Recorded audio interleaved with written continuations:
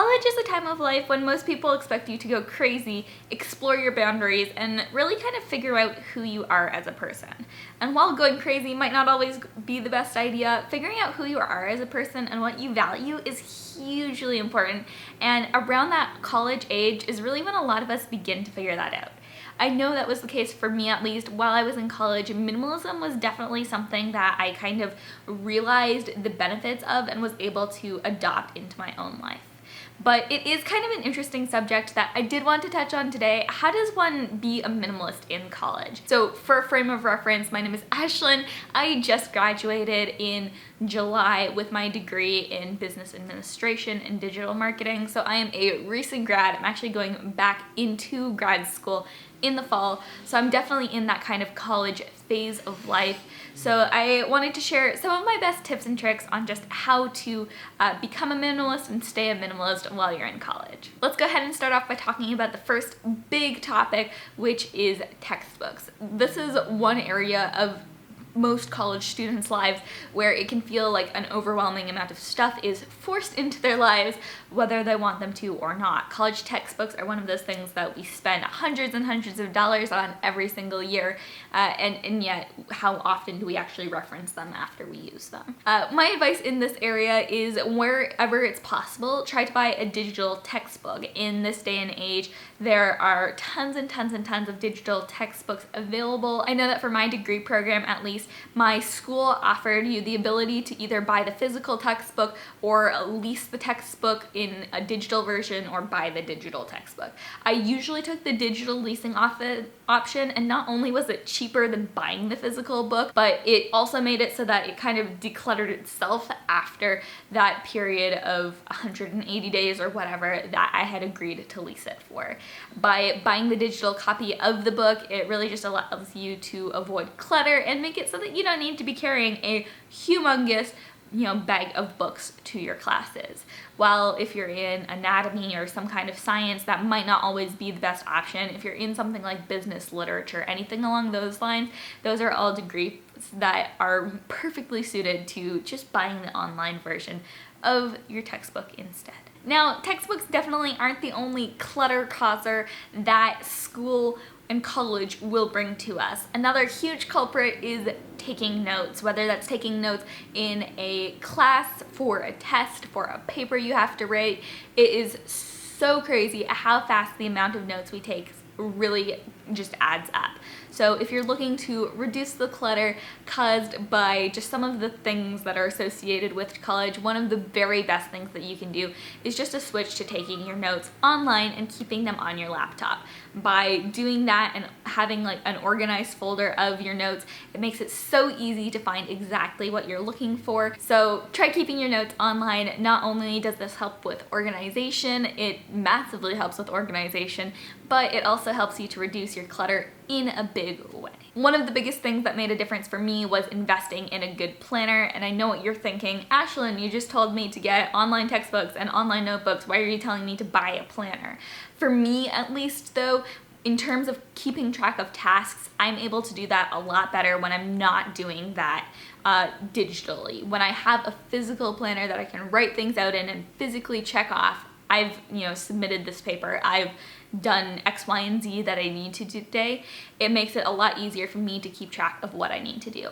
If keeping it online and digitally works really well for you, that's great. Definitely, use Apple calendars or Google calendars as much as you want. By using a planner though, it definitely ups your level of organization, makes it so that it's harder to procrastinate and much easier to turn things in on time, which to be honest is kind of important in college. Number 4 is to use a few high quality and highly usable items in terms of your school materials. So instead of going out and buying a 12-pack of Bic pens, instead consider getting something like the G207 pens where you'll only need 1 or 2 and you'll have years worth of writing capability. By having something like a pen that's going to work well all the time, that's not going to break on you, that's going to last for a long time, that's so much better in terms of the amount of stuff you need to buy, rather than investing in 12 cheap pens that you're going to have to go through one after another.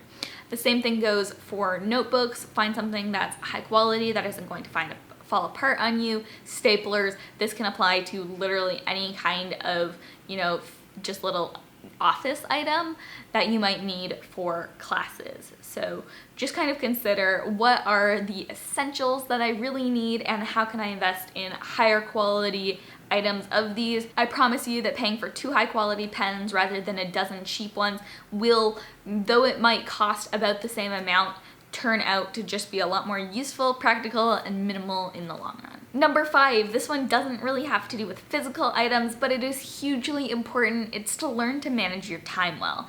In college, procrastination and just putting things off until the last minute is not the way to go if you're going to want good grades. If you learn how to manage your time well and kind of use the principles of minimalism to do that, you're going to find that your school life is going to be a lot less stressful because you'll have planned for your fun, but you'll also have planned for your schoolwork so that you can accomplish it before you're at the last minute and stressing over a paper that you were supposed to write 2 weeks ago, but that's now due tomorrow night. This is a skill that you're going to use throughout your life, but it's especially helpful if you can learn it now while you're in college. Number 6 is don't buy out IKEA.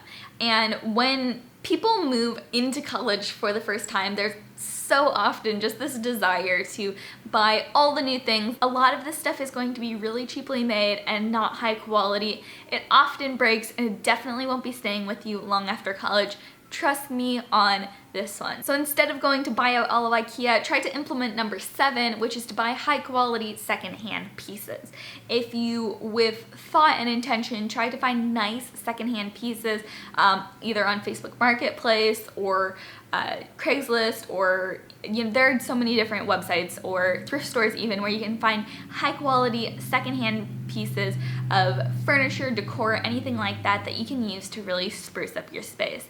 If you invest in those, a lot of those are actually going to stay with you even after you graduate, and they're just going to be pieces that are going to last longer, not break on you, and not look tacky a couple of years from now, which I promise you, if you go to a Target or IKEA and buy something that's really cheaply made, either it's going to break or it will look outdated in a couple of years. And I'm as big a fan of IKEA as the next person, but really just try to invest in some pieces that are going to last you a little bit longer than after college, because otherwise it's just kind of wasteful. Anyways guys, those were just 7 tips and tricks that I have for really implementing minimalism, as you're beginning college and as you go through your college experience. I think that college is such a fantastic time of life. It's a really rare opportunity where you get to be just side by side with your peers day after day and learning so much amazing and valuable information that, honestly, some of it may not apply for the rest of your life, but others of it will be essential. So really enjoy this time that you're in college. Try to practice a little bit of minimalism, and I'm sure you'll be better off for it.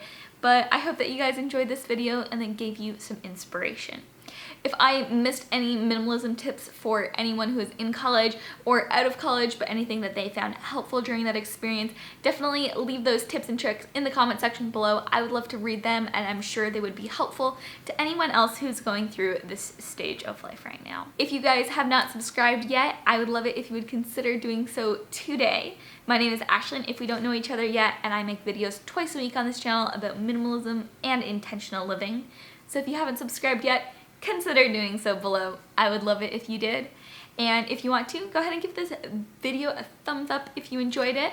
I always like knowing which videos you guys want to see more of, and I guess if you have any requests, comment them down below.